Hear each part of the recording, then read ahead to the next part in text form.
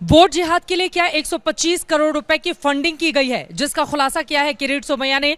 BJP के वरिष्ठ नेता हमारे साथ मौजूद हैं और हिंदुओं पर खतरा मंडरा रहा है, इस टेस्ट की रिपोर्ट के जरिए भी लगातार ये लोगों को आगाह कर रहे हैं। सर, ये वोट जिहाद, हिंदुओं पर खतरा, ये चुनाव के दौरान ही क्यों याद आता है बीजेपी?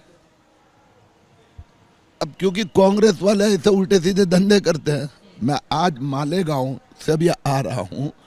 मालेगांव में अक्टूबर 2024 यानी आचार संहिता के दरमियान अचानक Nashik merchant cooperative bank, Maharashtra bank of Maharashtra, ऐसे अलग अलग बैंकों में बेरोजगार नौजवानों के नाम से 2 डजन बैंक अकाउंट खुले।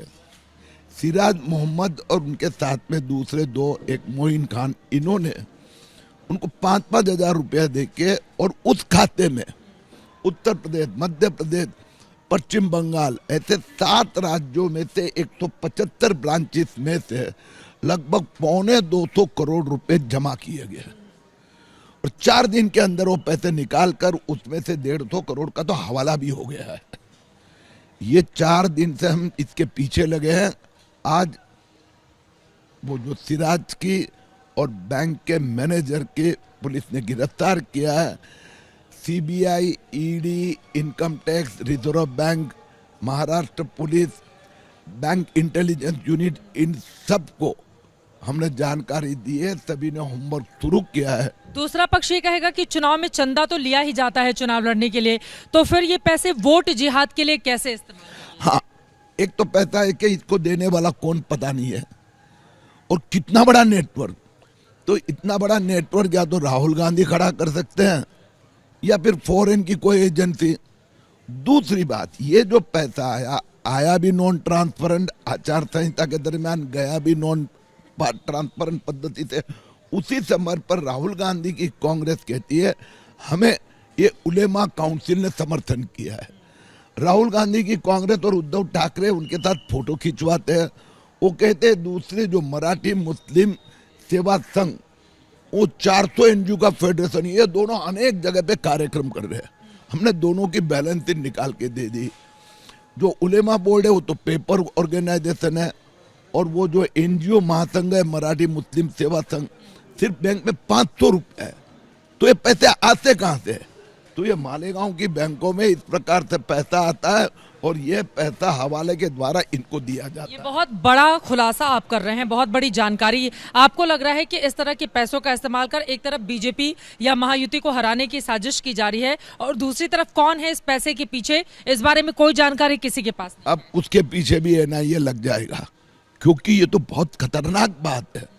इस प्रकार से पैसा ये यहाँ का है या फॉरेन से आ रहा है। दूसरी बात मैं आपको कह दूं, राहुल गांधी की खुद की सभा के लिए वो 1000 करोड़ खर्चा करा, हमें कोई परवाह नहीं है।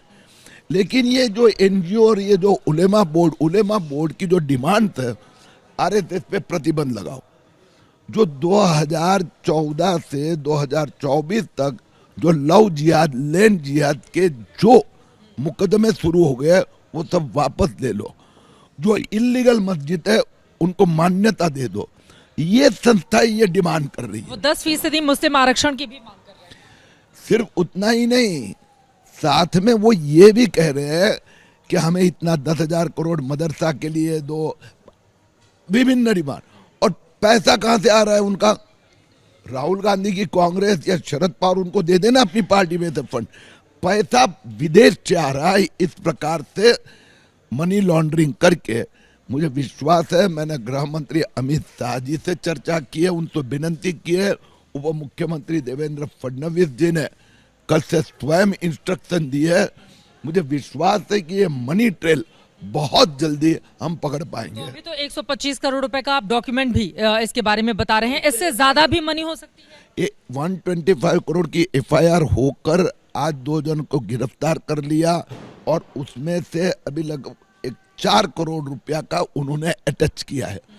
लेकिन आज मुझे पता चला दूसरी 2 बैंकों में इसी प्रकार से कारोबार हुआ है। तो ये एक लंबी चेन होगी, लंबी चेन हो सकती है, इसीलिए केंद्र सरकार की सभी एजेंसी मुझे लगता है इसमें लग जाएगी। 2 आखिरी के सवाल मैं आपसे जानना चाहूंगी। एक ये कि 2051 में मुंबई में हिंदुओं की आबादी कम हो जाएगी, इसको लेकर आप एक रिपोर्ट साझा कर रहे हैं टिस की, क्या बताना चाहते हैं वोटर्स को? वो Tata institute of social science ने जो रिपोर्ट दिया है, जो एबनॉर्मल बाढ़ मुंबई के समुद्र किनारे पे हो रही थी, हम सब चिंतित थे।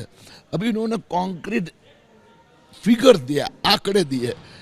अभी मैं मुंबई का हूं, इसलिए मैं कह सकता हूं आपको, आप मुंबई में कुलाबा से शुरू करोगे और पूरे खाड़ी के किनारे पे मुंब्रा तक जाओगे, पूरी वो 13 विधानसभा में आज मुस्लिमों का प्रभाव है।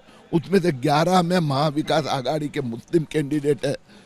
तो धीरे धीरे ऐसा लग रहा है कि 2050 तक मुंबई महानगर की 66 विधानसभा में से 22 प्योर मुस्लिम विधानसभा हो जाएगी। उधर दूसरी तरफ असदुद्दीन ओवैसी महाराष्ट्र में लगातार प्रचार कर रहे हैं। आज कुछ अपशब्दों का भी उनकी ओर से इस्तेमाल किया गया है बीजेपी के बड़े नेताओं के लिए। वो कह रहे हैं कि मेरे तो 6 बच्चे हैं, आपके कितने बच्चे हैं बताओ, आपके पिताजी के कितने बच्चे हैं बताओ। तो ऐसा लग रहा है कि बीजेपी में और असदुद्दीन ओवैसी या फिर दूसरी भी पार्टियां मल्लिकार्जुन खड़गे, योगी आदित्यनाथ की तुलना आतंकवादियों से कर रहे हैं, उनके भगवा कपड़े पर सवाल उठा रहे हैं। आप लोग बटेंगे तो कटेंगे, एक रहेंगे तो नेक रहेंगे के नारे लगा रहे हैं। बदजुबानी भी यहाँ पर अपनी सारी मर्यादाएं पार कर रही है। मैं तो आंकड़ों की माया जाल को खोल के देता हूँ, और मैंने जो भी आंकड़े दिए, ये पॉपुलेशन के दिए, TISS के रिपोर्ट के दिए, या जो ये हेराफेरी के दिए।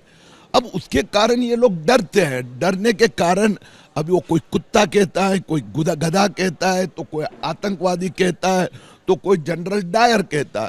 संजय राउत हो, खड़गे हो, उद्धव ठाकरे हो, या फिर राहुल गांधी हो, हर एक जन में ये स्पर्धा चली है MVA में कि कौन कितना गंदी भाषा में भाजपा के नेताओं को संबोधित करे। जीत कौन रहा है महाराष्ट्र? महाराष्ट्र की जनता और महाराष्ट्र का विकास।